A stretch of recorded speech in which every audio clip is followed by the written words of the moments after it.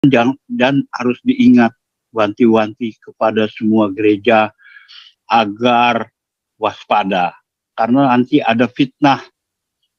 Fitnah itu umpamanya begini, bisa aja ya ada orang yang mereka datang brok terus ditaruh granat ditaruh macam-macam lah, ya kan?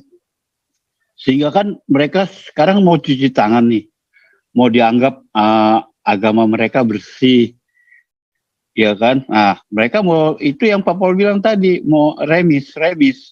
Jadi hati-hatilah gereja sekarang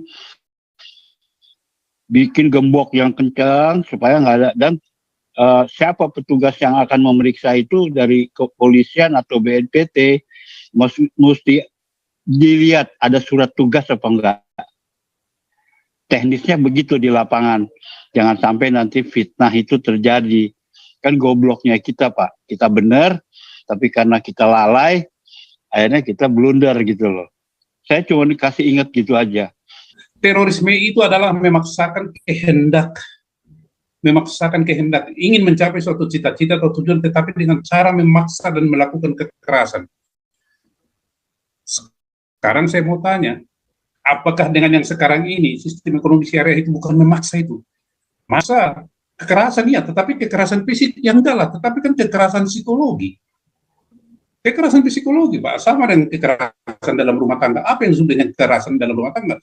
Bukan hanya memukul si anak, memukul si istri, enggak, tetapi perlakuan, perkataan, sikap pun itu sudah dianggap kekerasan dalam rumah tangga. Dan tekanan terhadap psikologi menimbulkan ketakutan misalnya. Tidak dipukul, tapi perilaku daripada si orang tua terhadap pembantu, terhadap anak, sikapnya yang kasar, itu sudah kekerasan itu. Tidak memberi makan, bersikap tidak adil, itu kekerasan, Pak, dalam rumah tangga. Bukankah sedang terjadi ini di negara ini? Ya,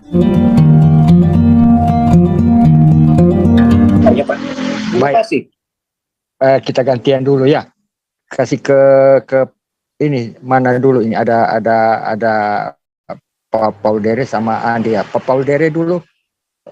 Setelah itu Pak Andi ya. Pak Paul Dere silakan. Yes, thank you Pak Kwang. Terima kasih semua. Kita sudah berkumpul di pembicaraan hangat masalah pemeriksaan gereja-gereja dan rumah ibadah. Kita sih cuma kasih ingat, PGI sekarang harus inventarisir semua gereja, berapa jumlahnya di Sumatera, di Jawa, di Kalimantan, di Sulawesi, pokoknya seluruh Indonesia deh. Dan harus diingat wanti-wanti kepada semua gereja agar waspada karena nanti ada fitnah. Fitnah itu umpamanya begini, bisa aja ya ada orang yang mereka datang brok terus ditaruh granat ditaruh macam-macam lah, ya kan? Sehingga kan mereka sekarang mau cuci tangan nih, mau dianggap agama mereka bersih, ya kan? Nah, mereka mau itu yang Pak Paul bilang tadi, mau remis. Jadi hati-hatilah gereja sekarang bikin gembok yang kencang supaya nggak ada, dan siapa petugas yang akan memeriksa itu dari kepolisian atau BNPT mesti dilihat ada surat tugas apa enggak. Teknisnya begitu di lapangan. Jangan sampai nanti fitnah itu terjadi. Kan gobloknya kita, Pak. Kita benar, tapi karena kita lalai, akhirnya kita blunder gitu loh. Saya cuma dikasih ingat gitu aja. Jadi PGI juga kata Pak Stefan nggak usah nolak. Silahkan kalian datang lihat, ya kan. Nah, dan harus ada surat tugas. Mau MUI-nya mau siapa, jangan nanti sembarang orang masuk. Atau orang-orang yang nggak jelas, bikin ulah, naruh ini, naruh itu, naruh parang. Yang kita nggak tahu. Dan pemeriksaan itu harus disaksikan oleh muspida setempat. Dan di berita acara itu harus jelas siapa yang memeriksa, di tanda tangan berita acara pemeriksaan gereja atau rumah ibadah itu. Supaya mereka nggak seenak-enaknya. Itu aja sih, saya mau hanya mengingatkan detail bahwa PGI jangan menolak. Biarkan mereka datang, tapi itu SOP-nya kira-kira gitulah. Itu aja Pak. Terima kasih banyak Pak atas kesempatan yang sangat bagus ini. Semoga kita Indonesia, tapi juga Majelis Ulama ini, saya bukan mau nyalain MUI-nya loh. Saya menyalahkan presiden loh. Dia terlalu membiarkan. Ini harus bergulir, kekuasaan MUI itu sudah melampaui batas daripada wewenang negara gitu loh. Kok lucu gitu loh. Coba presiden tuh gimana ya? Dia saya insinyur. Apa dia tuh orang pinter, kok dia nggak bisa lihat ini? Oh, ini gua udah dilangkai nih sama Ma'ruf Amin. Aku pikir itu aja deh. Saya mau memberikan satu gambaran nanti apabila ini terjadi dengan pemeriksaan ini. Dan semua, bukannya Kristen aja, Buddha, Hindu, semua harus begitu. SOP-nya harus dijaga. Jangan sampai nanti dibilang macam-macam. Oke, terima kasih banyak Pak Kuang, Pak Santiamer, Pak Paul. Baik, tanpa berlama-lama, silakan Pak Andi. Udah dari tadi ditunggu Pak Andi. Silakan. Saya cuma 2 poin aja. Poin ke-1 ini saya baru ingat, gimana ya kita bisa bayangkan kalau ibu negara itu berjilbab, pentolan korek. Padahal kalau sebagai seorang wanita berjilbab itu tidak boleh bersentuhan dengan lelaki, melawan jenis. Negara ikut, terus negara lain, kepala negara lain mau salaman, terus gimana? Nah itu loh. Nanti kita ini tahun 2024 ini 2 ibu negara ini berjilbab. Kalian harus mikir ya. Nah, terus poin kedua, BNPT masuk gereja. Ini saya rasa bagus. Saya rasa ini rencana Tuhan. Kenapa mesti takut? PGI si Gotong gila itu kenapa takut? Biarkan mereka masuk, BNPT masuk gereja. Begitu masuk gereja, ngelihat kita punya musik, gembrang-gembreng, angkat tangan, tepuk tangan, bernyanyi, mereka ngelihat, aduh, kok lebih seru daripada ngaji ya? Lebih seru baca Quran, baca Alkitab daripada baca Alkitab lebih seru. Terus mereka dengar khotbah, wah ini kok khotbahnya kok diajaran dari ajaran di Alkitab. Saya kok disuruh ngaji doang, nggak pernah diajarin ajaran-ajaran. Nah, jadi mata mereka melek. Ini mungkin cara Tuhan juga menyadarkan orang-orang ini. Biarin aja BNPT masuk. Apa urusan, semua orang silakan masuk gereja. Gak usah dihalang-halangin, gak usah dipersoalkan. Nggak tahu nih kenapa ini PGI bisa takut kebakaran jenggot. Itu aja deh, pikiran saya pagi ini. Thank you.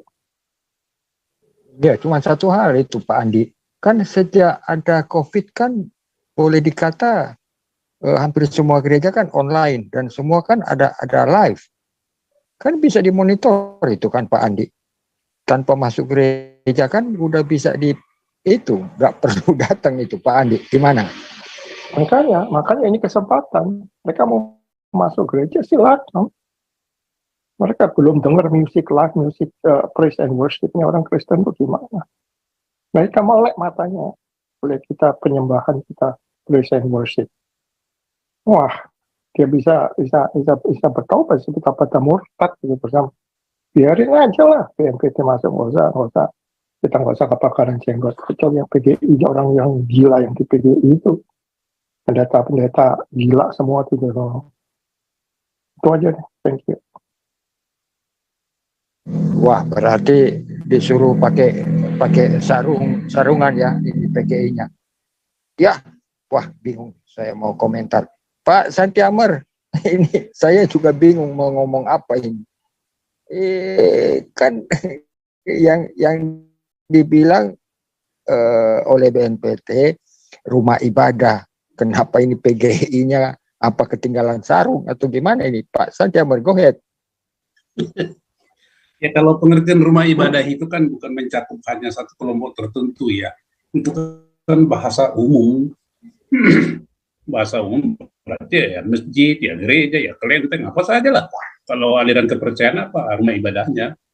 Jadi tidak sampai misalnya ke rumah atau apa, yang enggak lah. Nah itu tadi saya katakan kan, BNPT itu tujuannya bagus, tulang dasar hukumnya bagus ya. bagus, tugasnya bagus, tinggal bagaimana dia mempraktekkan di lapangan. Bikinlah itu, terbitkanlah peraturan atau peraturan ketua BNPT, ya kan? Itu persetujuan presiden atau perpres gitu untuk menjadi protapnya. Atas dasar protap itulah mereka bekerja.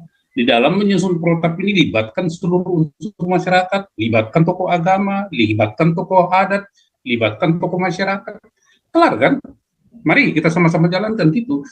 Jadi kalau justru ditolak, kalau saya Pak justru ditolak ini itu tidak bagus. Saya kan sudah sampaikan tadi ada 3 hal di Indonesia ini yang merupakan cikal bakal munculnya nanti terorisme cepat atau lambat karena kekecewaan. Pertama, ada dominasi kelompok tertentu di negara ini terhadap berbagai hal. Dominasi itu kan kita udah lihat.